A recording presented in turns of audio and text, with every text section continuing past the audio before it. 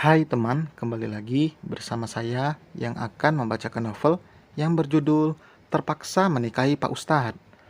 Oh iya teman, Mimin punya cerita bagus nih, menarik. Judulnya Terpaksa Menikahi Bad Boy. Bagus banget itu cerita. Mimin rekomendasi untuk kalian. Ada di link komentar ya, Mimin taruh nanti. Dan juga link deskripsi, dijamin. Mimin jamin ceritanya sangat menarik. Oke? Monggo dicek, siapa tahu cocok dengan teman-teman. Baiklah, langsung saja kita mulai. Season 2, bab 12. Suara tangisan. Sekil menangis dengan keras, bahkan ia menggigit tangannya sendiri. Entah apa awalnya hingga anak itu menjadi seperti ini. Alika dan Stefani bahkan sudah terlihat cemas karena Sekil tidak juga melepaskan tangan yang digigit. Syapik yang baru datang juga langsung kaget. Ia mengambil alih Sekil dari tangan Alika. "Akil, jangan digigit tangannya nak," ujar Syapik dengan nada lembut. Jika tangannya dipaksa dicabut, pasti akan terluka karena ia menggigit dengan begitu kuat. "Ya Allah, itu nanti tangannya berdarah," ucap Alika gusar. Stefani hanya diam, tidak tahu harus melakukan apa. Ia hanya bisa membawa Safa dan Hana menjauh agar tidak melihat itu. Bagaimanapun tidak baik mereka melihat Sekil seperti ini. Tidak seperti sebelumnya yang agak lama baru Sekil melepaskan jabakannya. Kini Sekil sudah terdiam, tidak lagi menggigit tangannya. Alika sampai menangis melihat tangan Sekil yang sedikit berdarah akibat bekas gigitan. "Ini obati dulu lukanya." Stefani datang membawa obat. "Terima kasih Bu." Alika menerima kotak itu. Tidak tega melihat Sekil seperti ini, Alika tidak kuat menahan tangisnya. Sekil belum melakukan terapi karena janji temu dengan dokter beberapa hari lagi. Sekil sudah tenang, bahkan tertidur di pundak sang ayah setelah lukanya diobati. Anak ini benar-benar tidak bisa ditebak. Kelakuannya yang menyakiti diri sendiri. Syafik yang akan melanjutkan obrolan bisnis, bahkan harus menundanya, karena Alika meminta untuk segera pulang. Beruntung, Andrew tidak mempermasalahkan itu. Ia juga mengerti dengan keadaan saat ini.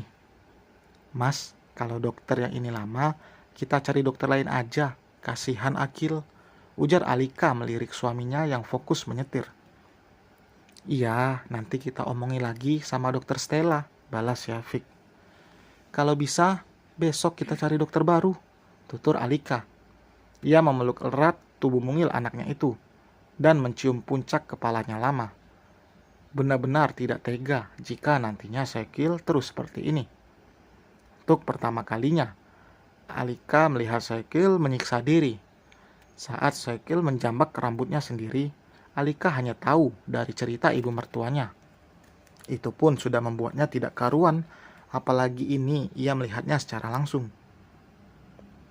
Keesokan harinya, mereka benar-benar mengganti janji dengan dokter yang bisa didatangi saat itu juga.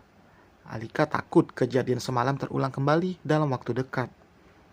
Ibu mana yang akan tahan melihat anaknya menyakiti diri sendiri? Jika mama tahu perihal apa saja yang bisa memancing si kecil menyakiti diri sendiri, maka hindari hal tersebut dari anak. Misal, si kecil tidak suka jika disuruh berhenti bermain secara tiba-tiba. Maka, mama bisa memberi peringatan bahwa waktu main mereka akan selesai. Saat mereka mengetahui apa yang akan terjadi, anak jadi lebih mengerti dan bisa menerima kenyataan saat harus selesai main. Hal ini berlaku untuk segala macam hal yang bisa membuat mereka tantrum dan menyakiti diri sendiri, ucap dokter. "Saya bahkan gak memperhatikan karena anak saya tiba-tiba ngamuk dan menyakiti diri sendiri, Dok. Saya jadi panik dan gak bisa berpikir," ujar Alika. Dokter itu mengangguk sambil tersenyum. "Saat anak sedang tantrum, usahakan agar mama bisa tenang dan jangan ikut cemas, karena itu akan memperburuk keadaan. Tidak ada gunanya jika mama memberi penjelasan mengenai buruknya menyakiti diri sendiri saat mereka sedang emosi. Yang bisa Mama lakukan adalah menunggu anak menurunkan emosinya dan kembali tenang. Lebih baik berikan pelukan agar si kecil bisa lebih cepat tenang. Papar dokter itu begitu detail. Saya nggak mau ngambil resiko kejadian ini berulang lagi.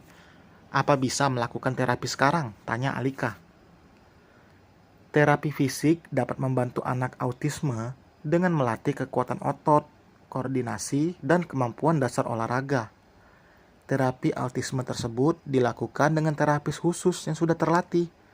Tapi ada beberapa latihan fisik yang bisa juga Mama lakukan bersama anak di rumah, seperti melakukan senam ringan, peregangan, ataupun latihan keseimbangan. Sebenarnya masih banyak terapi lain yang bisa dilakukan di rumah, tapi coba dulu satu persatu.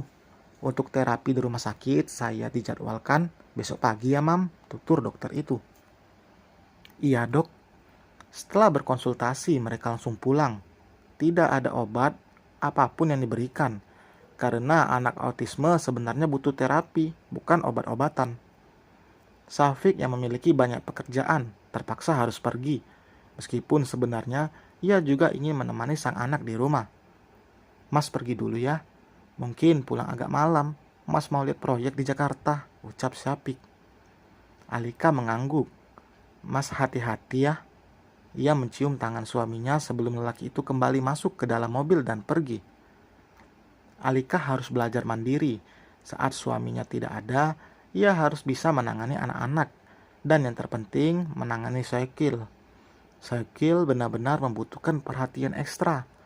Alika tidak akan membiarkan Syakil diasuh oleh siapapun, kecuali ia akan ke kamar mandi baru akan dititipkan.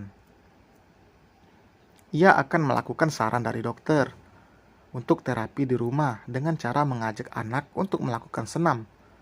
Memang bukan waktu yang cocok senam di siang hari, namun ini bertujuan hanya untuk Syakil saja. Meskipun sibuk dengan pekerjaannya, Syafiq tidak berhenti memikirkan Syakil. Rasanya tidak tenang jika berjauhan dari anaknya, itu pun walau hanya sesaat.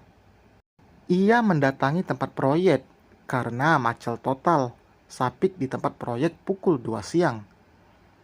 Apa ada kendala selama pembangunan? Tanya Syafiq pada Tio selaku penanggung jawab. Alhamdulillah, semuanya lancar, Pak. Seperti apa yang Bapak minta dari awal. Sebelum azan, pasti kami akan berhenti untuk sholat. Pembangunan memang terasa agak lama, tapi insya Allah nanti akan berkah, papar Tio. Alhamdulillah kalau begitu. Kapan terakhir Pak Broto datang ke sini? 2 hari yang lalu, Pak. Syafiq hanya membalas dengan anggukan kepala. Broto adalah pemilik bangunan pencakar langit yang kini baru saja 40% jadi. Lelaki itu merasa kepalanya pusing. Setelah berjam-jam terjebak macet, ia pasti merasa lelah. Apalagi tadi pagi ia hanya minum teh saja tanpa sarapan. Bukan tidak disiapkan, melainkan Alika ngotot ingin segera menemui dokter. Bahkan Alika juga sama sekali belum sarapan. Jangan lupa makan sayang. Untuk jagain anak-anak kamu juga butuh tenaga. Tidak lupa Syafiq mengirimkan pesan pada Alika. Saat sampai di restoran, ia seperti tidak asing dengan nama restoran itu. Tepat di ambang pintu, ia melihat Hendra yang menuruni tangga dari lantai 2. Syafiq mendekati dan menjabat tangan Hendra. Kamu sengaja ke sini? Tanya Hendra. Kebetulan ada proyek dekat sini. Niat mau beli makanan.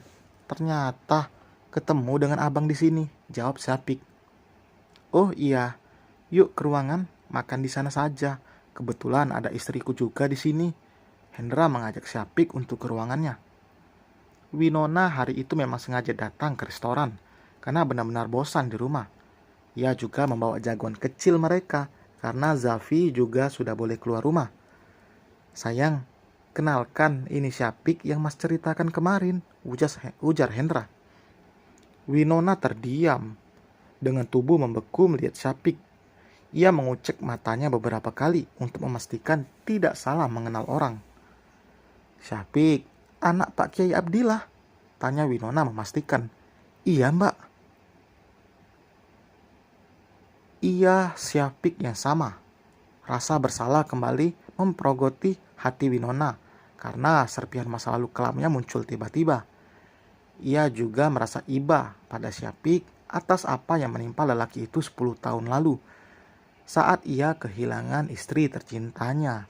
Dan selesai teman, terima kasih telah mendengar. Jangan lupa like, jangan lupa berikan komentar, serta subscribe bagi yang belum. Sampai berjumpa di bab berikutnya. Bye.